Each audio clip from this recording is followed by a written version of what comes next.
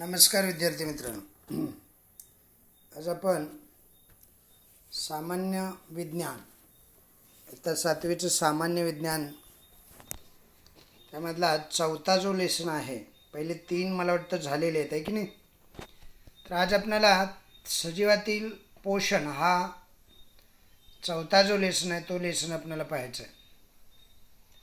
त्याच्या अगोदर तुम्ही जर पाहिलं तर कोणकोणते लेसन झालेले आहेत. मला वाटतं पहिला वर्गीकरणाचा लेसन होता, सजीवसृष्टी, अनुकूलन आणि वर्गीकरण. दुसरा वनस्पतीची रचना कार्य. तिसरा संशोधनाचे गुणधर्म, जे नैसर्गिक संसाधनं असतात त्याचे गुणधर्म आपण पाहिले. आज आपल्याला पाहायचं आहे सजीवांमधील पोषण. सजीव पोषण कसं करत असतात, त्यांच्याकडे कोणकोणत्या पद्धती पोषणाच्या आहेत, पोषणासाठी कोणकोणते घटक उपयोगात आणले जातात, अशा अनेक घटकांचा अभ्यास आपल्याला या पाठात करायचा आहे. त्याच्या अगोदर तुम्ही सर्वांनी पुस्तकं उघडली असतील, वही पेन पेन्सिल घेऊन बसला असेल अशी अपेक्षा आहे. नसेल तर व्हिडिओ पॉज करायचा, पेन्सिल पेन पुस्तक सर्व मटेरियल आपल्याबरोबर घ्यायचं, पुस्तकं उघडायची. नुसतं कीर्तन ऐकल्यासारखं ऐकून काही उपयोग होणार नाही, समजलं. तर बघायचं बुकमध्ये काय दिलेलं आहे काय नाही दिलेलं आहे, आपल्याला सारं कळतं आहे का, लाईन टू लाईन समजून घ्यायचं. तत्पूर्वी सजीवांचं पोषण शिकण्याच्या अगोदर तुम्हा सर्वांचं प्रगतीच्या यूट्यूब चॅनलवरती स्वागत आहे. प्रगती क्लासेसचे सर्व विद्यार्थी, गुरुप्रसाद क्लासेसचे सर्व विद्यार्थी, पालक, शिक्षक सर्वांना माझा नमस्कार. आज आपल्याला सजीवातील पोषण चौथा लेसन पाहतो आहे. तत्पूर्वी थोडे आठवामध्ये काय दिलेलं आहे बघा. थोडे आठवा हे जे सदर असतं ते तुम्हाला पूर्वकल्पना असावी, पूर्वज्ञान थोडंसं असावं, ते चेक करण्यासाठी काही असे प्रश्न विचारलेले असतात. त्याला पहिला जो प्रश्न आहे, कुपोषण म्हणजे काय, कशाला कुपोषण म्हणायचं. आणि दुसरा प्रश्न आहे कुपोषण रोखण्यासाठी उपाय काय आहेत.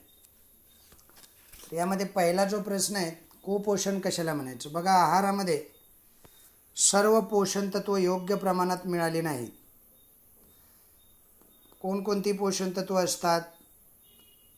प्रथिनं, स्निग्ध, कर्बोदके, जीवनसत्व, खनिज आणि पाणी, ही 6च्या 6 पोषण तत्व जर योग्य प्रमाणात आपल्याला आहारातून मिळाली नाही तर आपल्यावरती जी स्थिती येते किंवा मानवाची जी स्थिती होती त्याला कुपोषण असं म्हणतात. असंतुलित आहार किंवा अतिआहार यामुळंच हे कुपोषण होत असतं. म्हणजे पोषण तत्व योग्य प्रमाणात आपल्याला मिळत नाही, त्या स्थितीला कुपोषण असं म्हणायचं. कुपोषण रोखण्याचे उपाय कोणते, असा दुसरा प्रश्न विचारला. कुपोषण रोखण्यासाठी योग्य आणि संतुलित आहार घेणं गरजेचं आहे, आवश्यक आहे. आपल्या वयानुसार, कामाच्या स्वरूपानुसार आणि गर्भवती स्त्रिया यांच्यासाठी वेगवेगळे आहाराचे निकष आहेत. त्या निकषांच्या आधारे नियोजन केलं तर कुपोषण आपल्याला टाळता येतं, समजलं. तर अशा पद्धतीनं 2 प्रश्न विचारलेले होते. नंतर पुढे चला, आता न्यूट्रिशन पाहायचं आहे आपल्याला. न्यूट्रिशन म्हणजे पोषण. पोषणाला न्यूट्रिशन असं म्हणतात इंग्रजीमध्ये. सजीवामध्ये काही जीवन प्रक्रिया अखंडपणे सुरू असतात. जवळजवळ एकूण 13 इंद्रिय संस्था आपल्या शरीरामध्ये अखंडपणे एकमेकाशी समन्वय साधून कार्यरत असतात. त्याला जीवन प्रक्रिया असं म्हणतात. म्हणजे जसं की डायजेशन आहे, श्वसन आहे, उत्सर्जन आहे, रक्ताभिसरण आहे, चेतना आहे, या साऱ्या जीवन प्रक्रिया त्या अखंडितपणे सुरू आहेत, म्हणून आपण जिवंत आहोत. त्या सर्व जीवन प्रक्रिया ज्या दिवशी बंद होतील त्या दिवशी त्या शरीराचं म्हणा किंवा त्या सजीवाचं अस्तित्व संपतं. आपल्या शरीराची वाढ होण्यासाठी आणि आपण निरोगी राहण्यासाठी किंवा शरीराला निरोगी राखण्यासाठी म्हणा, ज्या पदार्थाचं पचन, डायजेशन आणि सात्मीकरण होऊन ऊर्जा प्राप्त होते त्या पदार्थांना अन्नपदार्थ असं म्हणतात. अन्नपदार्थ म्हणजे काय असं विचारलं तर तुम्हाला सांगता आलं पाहिजे. म्हणजे आपल्या शरीराची वाढ होण्यासाठी आणि आपल्या शरीराला निरोगी राखण्यासाठी ज्या पदार्थाचं पचन केलं जातं, पदार्थ नुसते खाऊन उपयोगाचे नसतात, त्या पदार्थाचं डायजेशन झालं पाहिजे आणि ॲसिमिलेशन म्हणतात त्याला, सात्मीकरण झालं पाहिजे. म्हणजे त्याचं जीवनरसात म्हणजे रक्तात रूपांतर झालं पाहिजे आणि त्यातून ऊर्जा प्राप्त झाली पाहिजे, तर त्या पदार्थाला अन्नपदार्थ असं म्हणतात. अन्न आपल्याला विविध प्रकारचे अन्न घटक पुरवतं. हे अन्न घटक म्हणजेच त्याला दुसऱ्या शब्दात जर त्याचा उल्लेख करायचा झाला तर त्याला पोषण घटक किंवा पोषण द्रव्य असं म्हणतात. पोषण द्रव्याचे 2 गटात वर्गीकरण केलं जातं. बृहत पोषक द्रव्य म्हणजे मॅक्रो न्यूट्रिएंट्स आणि सूक्ष्म पोषक द्रव्य मायक्रो न्यूट्रिएंट्स. कर्बोदके, प्रथिन आणि स्निग्ध पदार्थ यांची शरीराला मोठ्या प्रमाणात आवश्यकता असते आणि खनिज, क्षार, पाणी हे जीवन आणि जीवनसत्व, खनिजे, क्षार आणि जीवनसत्व यांची शरीराला अल्प प्रमाणात आवश्यकता असते. त्याला अनुक्रमे बृहत पोषक आणि सूक्ष्म पोषक असं म्हणतात. बृहत पोषक म्हणजे जास्त प्रमाणात गरज असणारे पोषण द्रव्य, उदाहरणार्थ कर्बोदके, प्रथिने आणि स्निग्ध पदार्थ हे मॅक्रोन्यूट्रिएंट्समध्ये येतात आणि खनिज, क्षार, पाणी हे मायक्रोन्यूट्रिएंट्समध्ये येतात. बाजूला एक बॉक्स दिलेला आहे बघा. पोषण द्रव्य शरीरात घेऊन त्यांचा वापर करण्याच्या सजीवाच्या प्रक्रियेला पोषण असं म्हणतात. पोषणाची गरज दिलेली आहे. काम करण्यासाठी ऊर्जेचा पुरवठा या पोषणातून होत असतो. शरीराची वाढ आणि विकास करण्यासाठी पोषणाची गरज असते. तिसरा, पेशीची झीज भरून काढणे व ऊती दुरुस्त करणे हे या पोषणापासून होत असतं. पोषणाची त्यासाठी गरज असते. आणि शरीराला रोगापासून मुक्त ठेवणं, शरीराला रोगापासून वाचवणे यासाठी सुद्धा संतुलित आहाराची गरज असते. नंतर पोषणामध्ये स्वयंपोषण, ॲटोट्रॉपिक न्यूट्रिएंट्स आणि हेट्रोट्रॉपिक न्यूट्रिएंट्स म्हणजे स्वयंपोषण आणि परपोषण अशा 2 संज्ञा आपल्याला पाहायला मिळतात. त्यातली पहिली जी आहे ॲटोट्रॉपिक न्यूट्रिशन म्हणजे स्वयंपोषण. काही सजीव स्वतःचं अन्न स्वतः तयार करतात आणि त्यावर स्वतःचं पोषण करतात. त्या पोषण पद्धतीला स्वयंपोषण असं म्हणतात. परपोषण म्हणजे काही सजीव असे असतात अन्नासाठी इतर सजीवांवरती म्हणजे वनस्पतीवर किंवा प्राण्यावर अवलंबून राहून स्वतःचं पोषण करतात. या पोषण पद्धतीला परपोषण असं म्हणतात. या 2 संज्ञा लक्षात ठेवा. एक आपण आता विस्तारित पाहूया. ॲटोट्रॉपिक न्यूट्रिएंट्स, ॲटोट्रॉपिक प्लांट्स कोणकोणते आहेत पहा. वनस्पती स्वतःचं अन्न स्वतः तयार करतात. स्वतः तयार करतात म्हणजे वनस्पती प्रकाश संश्लेषणामध्ये भाग घेतात. आकृती 4.1 मध्ये दाखवलेला आहे आणि खाली बॉक्समध्ये एक अभिक्रिया दिलेली आहे बघा. ती प्रकाश संश्लेषणाची अभिक्रिया आहे. वनस्पतीनं सुद्धा वाढीसाठी अन्नाची गरज असते. वनस्पती स्वतःसाठी अन्न तयार करतात आणि राहिलेलं अन्न पान, फूल, फळ, खोड, मूळ यामध्ये ते साठवून ठेवतात. हे साठलेलं अन्न मानवाच्या पोषणासाठी किंवा प्राण्यांच्या पोषणासाठी वापरलं जातं. म्हणजे थोडक्यात सांगायचं तर वनस्पतीनं सुद्धा वाढीसाठी अन्नाची गरज असते. वनस्पती स्वतःला लागणारे अन्न स्वतः तयार करतात. जमिनीतील पाणी, पोषण तत्वे, हवेतील कार्बन डायऑक्साईडचा उपयोग करून हरितद्रव्य म्हणजे क्लोरोफिल आणि सूर्यप्रकाशाच्या साहाय्याने वनस्पती पानामध्ये अन्न तयार करतात. या क्रियेला प्रकाश संश्लेषण फोटोसिंथेसिस असं म्हणतात. सूर्यप्रकाशाच्या साहाय्याने वनस्पती पानामध्ये अन्न तयार करतात. या क्रियेला प्रकाश संश्लेषण असं म्हणतात.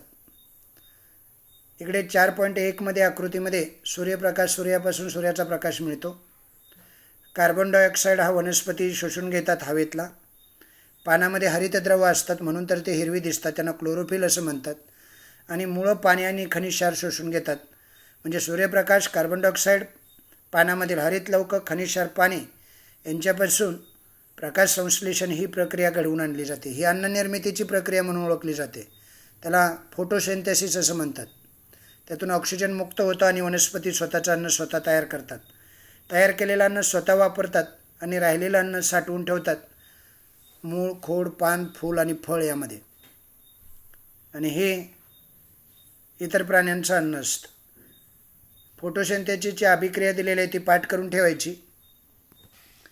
इथून पुढे जेव्हा जेव्हा तुम्ही सायन्स आणि न्यूट्रिएंट्स, हायजीन शिकाल तेव्हा फोटोसिंथेसिस ही प्रक्रिया तुम्हाला अभ्यासाला असते. प्रत्येक इयत्तेत असते. ती पाठ करून ठेवा. कार्बन डायऑक्साईड प्लस H2 हा कार्बन डायऑक्साईड कुठून आला? हवेतून वनस्पतीने घेतला. पाणी कुठून आलं? मुळापासून त्यांनी शोषून घेतलं जमिनीतून. प्रकाश ऊर्जा म्हणजे सूर्याच्या स्वरूपातील, सूर्यकिरणाच्या स्वरूपातील ही ऊर्जा. हरितद्रव वनस्पतीमध्ये असतं. या सर्वांच्या साहाय्यानं सूर्यप्रकाशाच्या सान्निध्यात अन्न तयार केलं जातं. त्याला ग्लुकोज असं म्हणतात, C6H12O6, आणि ऑक्सिजन मुक्त होतो या प्रक्रियेमध्ये. अत्यंत महत्त्वाची प्रक्रिया, म्हणजे या सृष्टीला तारणारी ही प्रक्रिया आहे, जीवन प्रक्रिया आहे. आकृती म्हणजे ही जी रासायनिक अभिक्रिया ती वाचायची कशी बघा. कार्बन डायऑक्साईड प्लस पाणी, water, gives rise to glucose plus oxygen. 6CO2 plus 6H2O gives rise to C6H12O6 plus H2O in presence of प्रकाश ऊर्जा आणि हरित लवकांच्या साह्यानं. ओके, अशा पद्धतीनं ही फोटोसिंथेसिसची प्रक्रिया होते. ती प्रक्रिया लिहून काढायची 4-5 वेळा आणि पुन्हा पुन्हा वाचून ती पाठ करून ठेवायची.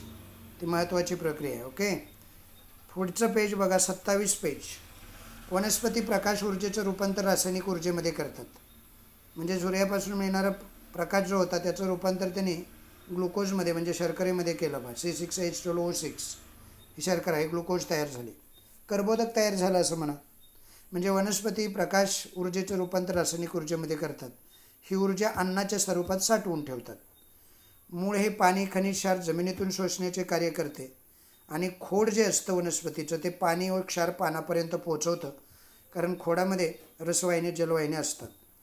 पानामध्ये असणाऱ्या सूक्ष्म छिद्राद्वारे हवेतील कार्बन डायऑक्साईड शोषून घेतला जातो.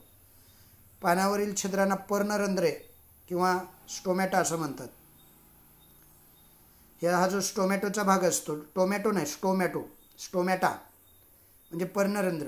हा पर्णरंध्र CO2 शोषून घेतात हवेतला. पानामधील हरित लवकात, क्लोरोप्लास्ट म्हणायचं त्याला, हरित लवकात हरितद्रव्य असतं. हे सूर्यप्रकाश शोषून त्याद्वारे अन्नपदार्थ तयार करण्यास मदत करतं. या प्रक्रियेला ऑक्सिजन बाहेर सोडला जातो. पानाबरोबर प्रकाश संश्लेषणाची जी क्रिया असते, वनस्पतीचे इतर भाग जसे हिरवे खोड असतं त्यामध्ये सुद्धा होत असते. कारण त्यात हरितद्रव असतं. ज्या घटकात हरितद्रव असतं त्या घटकात सूर्यप्रकाशाच्या सान्निध्यात कर्बोदक म्हणजे अन्न तयार करण्याचं काम होत असतं. 4.2 आकृती बघितली तर पानातील हरितद्रव्य दिलेले आहेत. हरितद्रव्याची आकृती काढलेली, हरित लवक आहे. म्हणजे पानातील हरित लवक पाहिलं तर तसं तुम्हाला हरित लवकाचा हा भाग तुम्हाला दिसेल. माहिती मिळवामध्ये काय दिलं आहे बघा. पिवळ्या, जांभळ्या तसेच तांबड्या रंगाच्या पानामध्ये प्रकाश संश्लेषण क्रिया कशी होते बघा. वनस्पतीमधील वहन व्यवस्था जी असते, आता हे जे तुम्हाला प्रश्न विचारला, पिवळं पान, जांभळं पान, तांबडं पान, यामध्ये सुद्धा वनस्पती स्वतःचं अन्न स्वतः तयार करत असताना अन्नपदार्थ, पोषणद्रव्ये, पोषणाची गरज, स्वयंपोषण, परपोषण हे घटक अभ्यासत असताना किंवा प्रकाश संश्लेषण हे घटक अभ्यासत असताना तुम्हाला हे माहीत पाहिजे की जी पानं पिवळी असतात, जी पानं जांभळी असतात किंवा वनस्पतीची जी पानं तांबड्या रंगाची सुद्धा काही पानं असतात बघा. आपण जर असं म्हटलं तर हिरवा हरित लवक असल्यामुळंच वनस्पतीमध्ये प्रकाश संश्लेषण घडून येतं असं जर म्हटलं तर मग काही वनस्पतीमध्ये पिवळी तांबडी पानं असतात, त्यांचं कसं हे होतं. आपण वेगवेगळी पानं पाहतो वनस्पतीमध्ये, आहे की नाही. प्राण्यामध्येही पाहतो. आणि प्राण्यामध्ये, वनस्पतीमध्ये वेगवेगळ्या प्रकारची ही जी पानं आपण पाहतो, तर या पानामध्ये सुद्धा प्रकाश संश्लेषण घडून येत असतं. त्यामध्ये सुद्धा क्लोरोफिल असतं आणि ते क्लोरोफिल या प्रकाश संश्लेषणामध्ये भाग घेत असतं. वेगवेगळी वनस्पतीची जी पानं असतात त्यामध्ये साठवलेलं हे जे वेगवेगळं क्लोरोफिल असतं, या क्लोरोफिलमध्ये पिवळा, जांभळा, तांबडा कोणताही रंग असो, या पानामध्ये सुद्धा प्रकाश संश्लेषण क्रिया होत असते. म्हणजे रंगीत वनस्पती जे असतात त्या कॅरोटिनॉइड, अँथोसायनोसिस आणि झॅन्थोफिल या प्रकारची रंगद्रव्ये त्यामध्ये असतात. कॅरोटिनॉइड जे असतं सूर्यप्रकाशातला हिरवा, निळा वर्ण शोषून घेतो म्हणजे सूर्यप्रकाशाची जी किरणं आहेत ना, ती सूर्यप्रकाशाची किरणं हा कॅरोटीनॉइड नावाचा घटक जो असतो, काही वनस्पतीमध्ये तो कॅरोटीनॉइड असतो, काही वनस्पतीमध्ये अँथोसायनिन असतो आणि काही वनस्पतीमध्ये झॅन्थोफिल असतो. या प्रकारची रंगद्रव्ये या पिवळ्या, जांभळ्या, तांबड्या प्रकारची पानं असणाऱ्या वनस्पतीमध्ये असतात. मग हा कॅरोटीनॉइड जो असतो तो सूर्यप्रकाशातला हिरवा निळा वर्ण शोषून घेतो. त्याच्याकडून जो प्रकाश परावर्तित होतो तो आपल्याला केसरी पिवळा भासतो. झॅन्थोफिलमुळं पिवळा रंग येतो आणि सायनिनमुळं वनस्पती जांभळ्या तांबड्या रंगाच्या दिसतात. ही रंगद्रव्ये जरी असली तरी त्या सर्व पानात हरितद्रव्य क्लोरोफिल असतंच. मग ही तांबडी जांभळी का दिसतात त्याचं कारण आहे, त्यामध्ये असणारे जे घटक आहेत ते सूर्यप्रकाशातला वेगवेगळा कलर शोषून घेतात. पण क्लोरोफिल हे असतं, हरितद्रव्य हे असतं. केवळ या रंगद्रव्याचं प्रमाण जास्त असल्यानं पानं हिरवी भासत नाहीत. हे रंगद्रव्य जे आहेत ना, कॅरोटीनॉइड आहे, अँथोसायनिन आहे, झॅन्थोफिल आहे, याचं प्रमाण जरा जास्त असतं त्यामुळे ते हिरवी भासत नाहीत एवढंच. नंतर त्यामध्ये हरितद्रव्य आणि क्लोरोफिल हा असतोच. प्रकाश संश्लेषण क्लोरोफिलच्याच साह्यानं होतं, बाकी कशाचेही नाही. बाकीची रंगद्रव्य काही प्रमाणात सौर ऊर्जा शोषून घेत असतात आणि हरितद्रव्याच्या रेणूंना ते देत असतात. अशा पद्धतीनं हिरव्या, तांबड्या, जांभळ्या रंगाच्या पानामध्ये सुद्धा प्रकाश संश्लेषण घडून येत असतं. हे तुम्हाला माहीत पाहिजे. साईडला एक प्रश्न दिला आहे बघा, माहिती मिळवामध्ये. हे आपल्याला सारं माहीत पाहिजे. म्हणजे पानं जर हिरव्या वनस्पतीच फक्त स्वयंपोषी असतात असं नाही, तर ज्यांची पानं तांबडी, पिवळी, जांभळे असतात त्यांच्यामध्ये सुद्धा हे हरितद्रव्य असतं. आता वनस्पतीमधील वहन व्यवस्था कशी असते, ट्रान्सपोर्टेशन इन प्लांट्स. भोपळ्याच्या वेलाचा 1-2 पानासह एक तुकडा घेऊन त्याचा खोडाचा भाग चाकूने पाण्याखाली कापा. एका चंचुपात्रात थोडं पाणी घ्या आणि पाणी घेऊन त्यामध्ये साईचे 7-8 थेंब टाका. वेल उभा ठेवा आणि त्यात होणाऱ्या बदलाचे निरीक्षण करा. खोडाचा जो छेद आहे तो पाण्यात टाकायचा, पाण्यात कापायचा, पाण्यातच ठेवायचा आणि त्या पाण्यामध्ये 7-8 थेंब टाकायचे. वेल उभा ठेवायचा आणि त्यात होणाऱ्या बदलाचे निरीक्षण करायचं. वनस्पतीमध्ये जलवाहिन्या, त्याला झायलम असं म्हणतात, झायलेम. जलवाहिन्या म्हणजे पाणी वाहून येणाऱ्या वाहिन्या, आणि रसवाहिन्या त्याला फ्लोएम म्हणतात. अशा स्वरूपात 2 वहन व्यवस्था असतात. जलवाहिन्या जे असतात ते कशाचं काम करतात, जलवाहिन्यामार्फत मुळाकडून पाणी व क्षार वनस्पतीच्या इतर सर्व भागाकडे पोहोचवले जाते आणि प्रकाश संश्लेषणातून पाण्यामध्ये तयार झालेले अन्न, शर्करा, अन्न घटक रसवाहिन्यामार्फत वनस्पतीच्या इतर भागाकडे वापरण्यासाठी आणि साठवण करण्यासाठी वाहून नेले जाते. अशा प्रकारची वहन व्यवस्था वनस्पतीमध्ये असली तरी वनस्पतीमध्ये स्वतंत्र पचन संस्था आणि उत्सर्जन संस्था नसते. समजते तुम्हाला? प्रकाश संश्लेषणातून पानामध्ये तयार झालेलं अन्न, शर्करा, इतर घटक रसवाहिन्यामार्फत वनस्पतीच्या इतर भागाकडे नेतात. वापरण्यासाठीच त्या नेलेले असतात, त्याचा वापरही होतो आणि राहिलेलं अन्न साठवण करण्यासाठी वाहून नेलं जातं. अशा प्रकारची वहन व्यवस्था वनस्पतीमध्ये असते. तरीही वनस्पतीमध्ये स्वतंत्र पचन संस्था नाही आणि उत्सर्जन संस्थासुद्धा नाही. इकडे आकृती दिलेली आहे बघा. मुळापासून शोषून घेतलेलं खनिजक्षार पाणी जे आहे ते पाणी घेऊन जाणं आणि इतर भागांना पुरवणं आणि तयार झालेलं पानामध्ये तयार झालेलं जे क्लोरोफिल आहे, क्लोरोफिलचे म्हणजे प्रकाशाच्या सानिध्यात तयार झालेलं अन्न सर्व वनस्पतींच्या भागांना पुरवणं, त्यांचा अन्नाचा साठा पूर्ण करणं, राहिलेलं अन्न साठवून ठेवणं, अशा पद्धतीनं ट्रान्सपोर्टेशन होत असतं. यामध्ये निळा कलर जलवाहिनीसाठी दाखवलेला आहे आणि पिंक कलर आहे रसवाहिनीसाठी दाखवलेला आहे.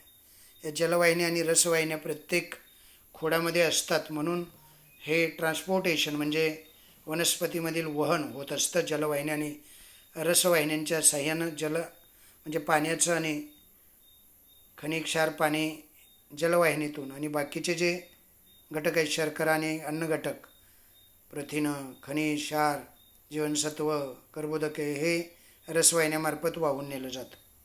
माहिती मिळवामध्ये काय दिलं आहे बघा.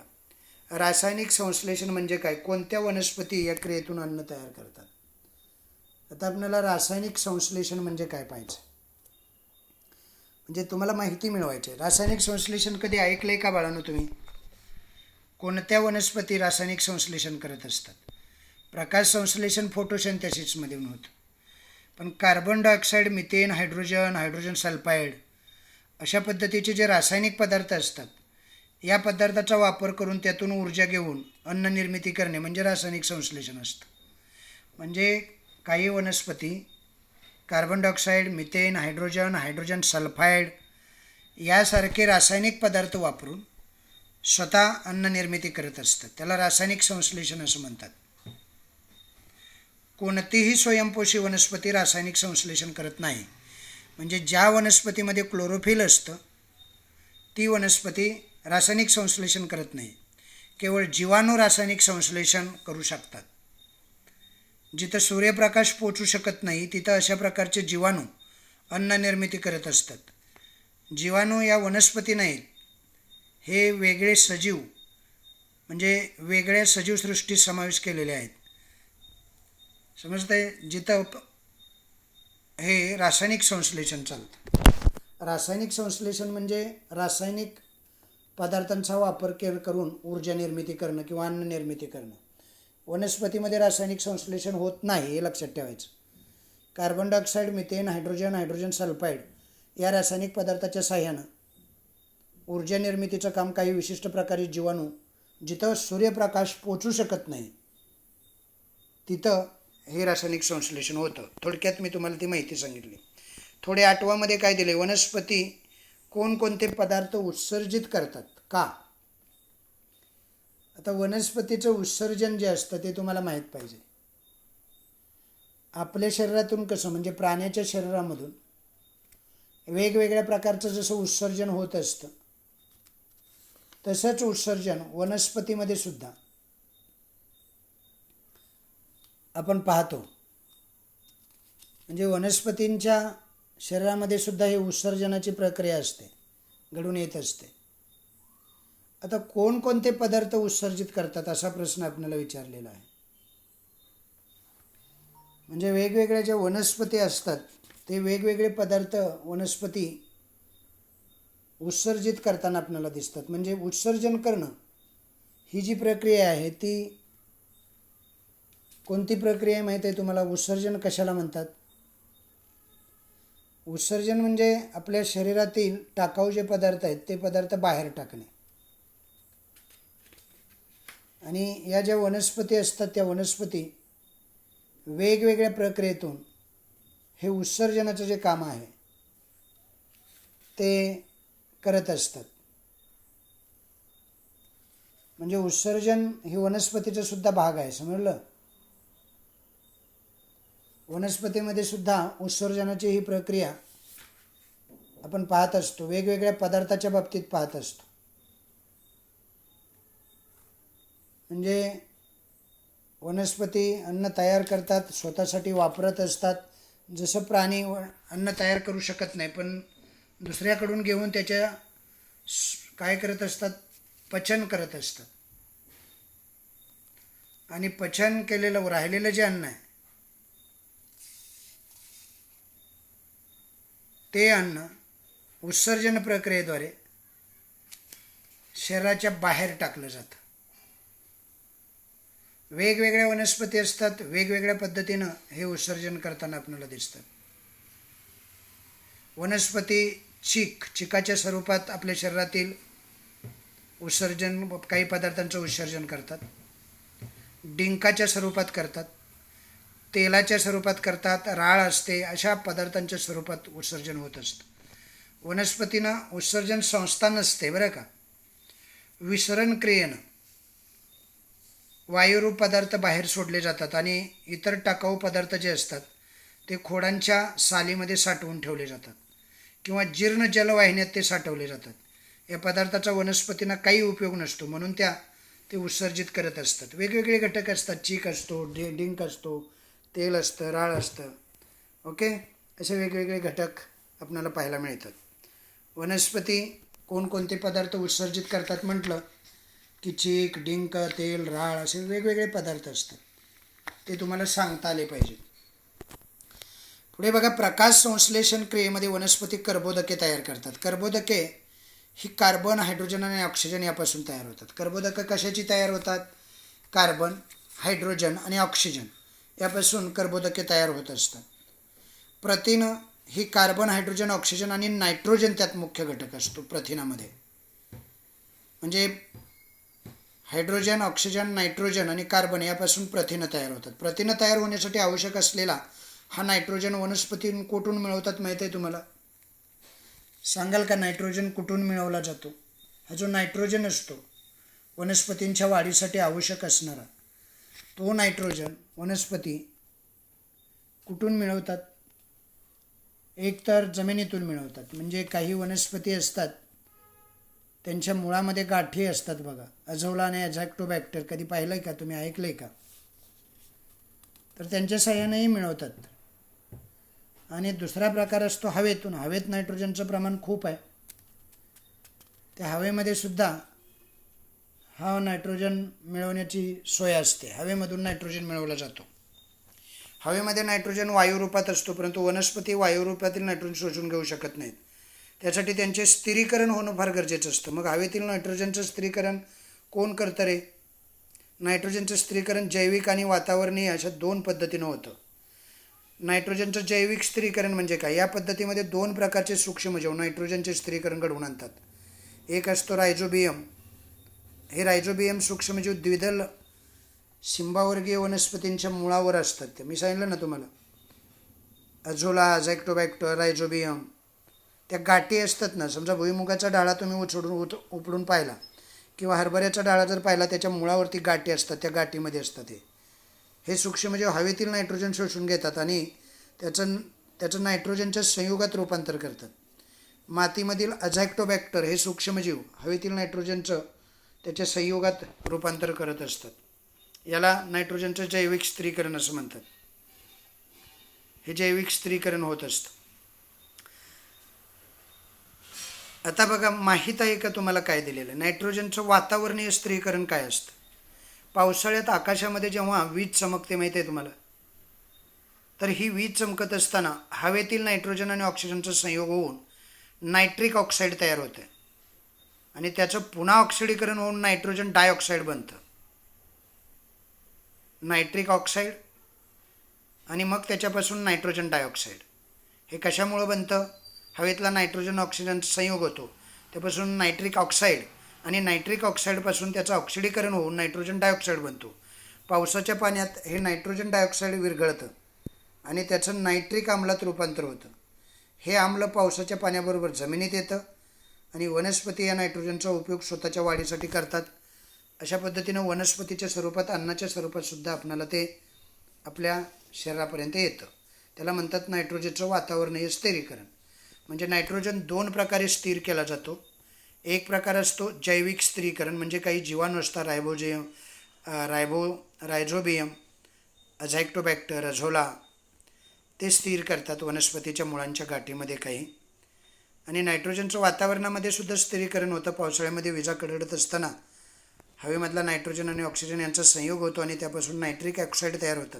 त्याचं ऑक्सिडीकरण होऊन नायट्रोजन डायऑक्साईड तयार होतो आणि हा नायट्रोजन डायऑक्साईड पाण्यामध्ये विरघळतो.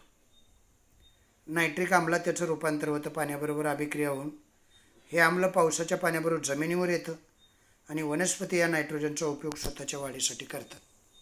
अशा पद्धतीनं नायट्रोजन आपल्याला मिळत असतो. आता सहजीवी वनस्पती म्हणजे काय बघा. दगडफूल नावाची एक वनस्पती आहे.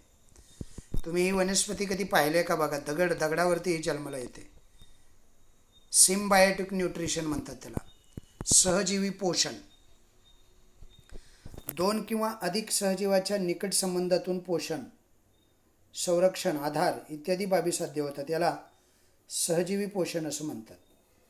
म्हणजे 2 किंवा अधिक सजीव एकत्र येतात, त्यांचा निकट सहसंबंध तयार होतो आणि त्यातून त्यांचं पोषण होतं, तर त्यांचं संरक्षणही होतं आणि त्यांना आधारही मिळतो. असं जे जीवन असतं त्याला सहजीवी पोषण असं म्हणतात. काही झाडांच्या मुळाजवळ बुरशी वाढते. झाड बुरशीला पोषक तत्व पुरवतं आणि त्या बदल्यात बुरशी झाडाच्या मुळांना क्षार पाणी पुरवत असते. तसंच शैवाल असतं माहिती आहे. शैवाल आणि बुरशी एकत्र राहत असतात. त्यावेळी बुरशी शैवालाला निवारा पुरवते, पाणी क्षार पुरवते. त्या बदल्यात शैवाल बुरशीला अन्न पुरवतं. या प्रकारातून तयार होणारं जीवन जे असतं त्याला सहजीवी जीवन किंवा सहजीवी वनस्पती म्हणजे दगडफूल आहे. दगडफूल ही सहजीवी वनस्पतीचं एक उदाहरण आहे. समजलं? त्याला लायकेन असं म्हणतात. लायकेन म्हणजे दगडफूल. काय म्हणायचं? लायकेन. सहजीवी पोषण झालं. आता दुसरा प्रकार आहे तो म्हणजे परपोषी वनस्पती. म्हणजे काही वनस्पती असे असतात त्या परपोषी असतात. परपोषी म्हणजे स्वतःचं अन्न स्वतः तयार करू शकत नाहीत अशा वनस्पती. अशा ज्या वनस्पती आहेत परपोषी वनस्पती त्यांना हेटरोट्रॉपिक प्लांट्स असं म्हणतात इंग्रजीमध्ये. परपोषी वनस्पतीमध्ये हरितद्रव्य नसतं म्हणून तर त्या परपोषी असतात. स्वतःचं अन्न स्वतः तयार करू शकत नाहीत. परपोषी वनस्पती कशा जगत असतील, त्या कुठून अन्न मिळवत असतील असा प्रश्न आपल्याला नेहमीच पडतो आहे की नाही. त्या प्रश्नाचं उत्तर आज आपल्याला इथे मिळणार आहे. एखाद्या मोठ्या झाडावर वाढणारी पिवळ्या रंगाची पानं नसलेली दोरीसारखी वेल तुम्ही पाहिली असेल, ज्या वेलीचं नाव आहे अमरवेल. माहीत आहे का तुम्हाला ही अमरवेल कशी वाढत असते? पानं नसतात त्या वनस्पतीला, पण दोरीसारखी फक्त झाडावरती ती वाढत जाते. इंग्रजीमध्ये त्या वनस्पतीला कसकुट असं म्हणतात. ज्या वनस्पती इतर सजीवाच्या शरीरात किंवा शरीरावर वाढतात आणि त्यांच्याकडून आपलं अन्न मिळवतात त्यांना परजीवी पॅरासाइट्स असं म्हणतात. पॅरासायटिक वनस्पती म्हणजे ज्या वनस्पती सजीवांच्या शरीरात किंवा शरीरावर वाढतात त्यांच्याकडून आपले अन्न मिळवतात त्यांना परजीवी पॅरासायटिक म्हणतात. उदाहरणार्थ बांडगुळू नावाची वनस्पती असते बघा. आंब्याचं जे झाड असतं ना त्या आंब्याच्या डाळीला ही नवीनच एक वनस्पती पुढे डाळीच्या शेंड्याला येत असते. किंवा अमरवेल कसकुटा नावाची जी वनस्पती आहे ती वेली फक्त रशीच्या स्वरूपात, त्यावर पानं नसतात. ती पॅरासायटिक दुसऱ्याच्या शरीरावर राहते आणि दुसऱ्याच्या शरीरावर आपलं पोषण करते. त्याला पॅरासायटिक वनस्पती असं म्हणायचं. काय म्हणायचं त्याला? पॅरासायटिक वनस्पती, पॅरासायटिक प्लांट्स. हरितद्रव्य नसलेल्या अमरवेल संपूर्णपणे आश्रयी वनस्पतीवरच अवलंबून असते. म्हणजे ज्यावरती राहते त्याला आश्रयी वनस्पती म्हणायचं. म्हणून तिला संपूर्ण परजीवी वनस्पती म्हणतात. झाडावर वाढणारे बांडगुळ तुम्ही पाहिले असेलच आहे की नाही. बांडगुळ वनस्पतीमध्ये प्रकाश संश्लेषण किंवा क्रिया कोणामार्फत होते.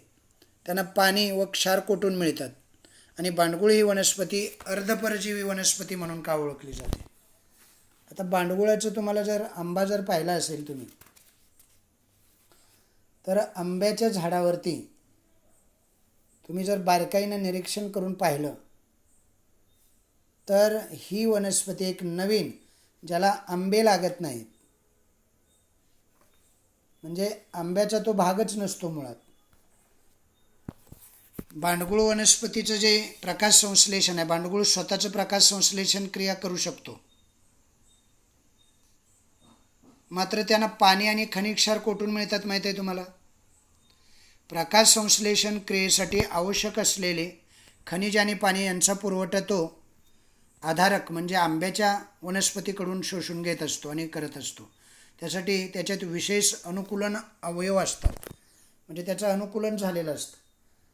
वाढतो आंब्याच्या झाडावर पण स्वतःचं प्रकाश संश्लेषण क्रिया करतो, कारण त्याला बी हिरवी पानं असतात, त्यांच्यामध्ये क्लोरोफिल असतं, पण आवश्यक असणारं खनिज क्षार पाणी आहे ना ते आंब्याकडून घेतो. म्हणून हा जो पॅरासाईट आहे तो इतर वनस्पतीसारखा नाही पूर्णपणे. आता अमरवेल बघितले तर पूर्णपणे अवलंबून आहे दुसऱ्यावरती, पण बांडगुळ नावाची जी वनस्पती आहे ती बांडगुळ नावाची वनस्पती ही पूर्ण झाडावरती अवलंबून नाही.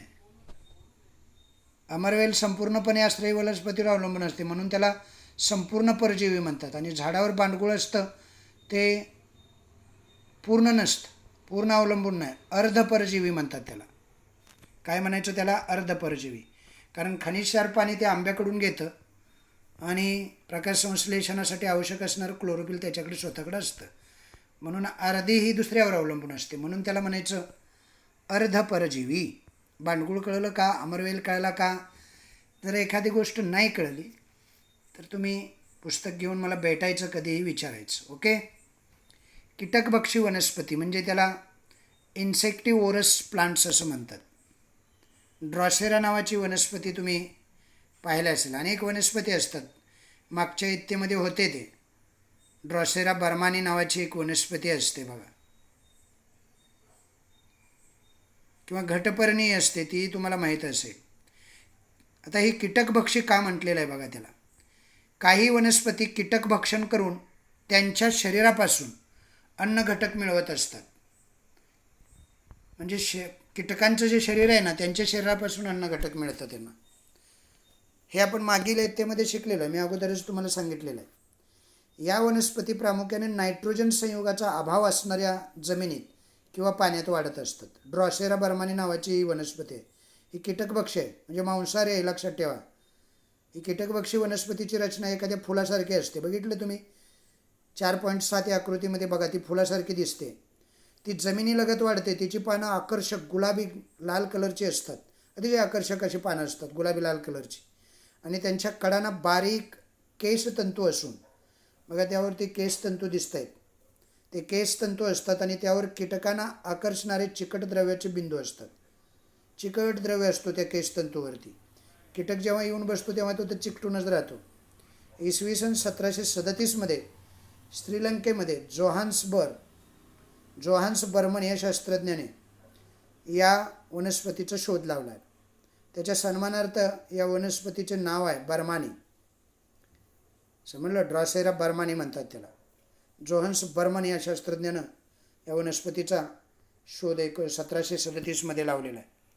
अशी ही मांसभक्षी वनस्पती आहे. तिला इन्सेक्टिव्होरस ॲनिमल असं म्हणतात, म्हणजे कीटकभक्षी वनस्पती. नाव लक्षात ठेवायचं, घटपर्णी ड्रॉसेरा बर्मानी आहे. नंतर काही वनस्पती जे असतात त्या वनस्पती घटपर्णी, माहीत आहे, घटपर्णीमध्ये प्रकाशसंश्लेषण होत असूनही ती कीटकभक्षण करत असते. म्हणजे घटपर्णीची क्षमता स्वतःचं अन्न स्वतः तयार करण्याचं आहे, पण तरीही त्या वनस्पतीला कीटकभक्षण म्हणजे करण्याची ही असते. त्याची एक स्वभाव असतो, वर्तन असतं तिचं. नंतर मृतुपजीवी वनस्पती बघा, सॅप्रोफायटिक वनस्पती म्हणतात, प्लांट्स असं म्हणतात त्यांना. त्याला मराठीत मृतोपजीवी वनस्पती म्हणायची. सजीवांच्या कुजलेल्या, म्हणजे शरीराचं शरीर मृत झाल्यानंतर मृत अवशेष जे असतात कुजलेले, त्यावर ही वनस्पती अवलंबून असते. अशा ज्या वनस्पती आहेत ज्या सजीवांच्या कुजलेल्या मृत अवशेषावर अवलंबून असतात त्या वनस्पतींना मृतोपजीवी वनस्पती असं म्हणतात. कवक गटातील काही बुरशी आणि भूछत्र या मृत अवशेषावर जगणाऱ्या वनस्पती आहेत. काही प्रकारच्या बुरशी आहेत, भूछत्र आहेत, ते मृत प्राण्यांच्या शरीरावर जगतात. या मृत अवशेषावर पाचक रस सोडत असतात आणि त्यातील कार्बनी पदार्थाचं विघटन करून त्यापासून तयार होणारं द्रावण शोषून घेऊन पोषक द्रव्ये मिळवत असतात. अशी काही बुरशी आणि भूछत्र असतात जी मृत प्राण्याचं जे कुजलेलं शरीर आहे, अवशेष आहेत, त्या अवशेषावरती वाढतात. त्यावरती एक पाचक रस सोडतात आणि त्यातील कार्बनी पदार्थाचं विघटन त्या पाचक रसाद्वारे घडवून आणतात आणि त्यापासून तयार होणारं द्रावण ते स्वतः अन्न म्हणून शोषून घेत असतात. अशा पद्धतीनं काही भूछत्र, काही बुरशी, अशा 2 वनस्पती या मृतुपजीवी वनस्पती म्हणून ओळखल्या जातात. नंतर हे नेहमी लक्षात ठेवामध्ये काय विचारले बघा, काय विचारलेलं आहे रे, हे नेहमी लक्षात ठेवा. काय आहे, काही बुरशीमुळे अन्न दूषित होतं, तसंच त्यामुळे विविध प्रकारचे रोग आजार होत असतात. तर काही बुरशीमध्ये औषधी गुणधर्म आढळून येतात. काही बुरशी हानिकारक असते तर काही बुरश्या या औषधी गुणधर्माच्या म्हणजे हितकारक असतात.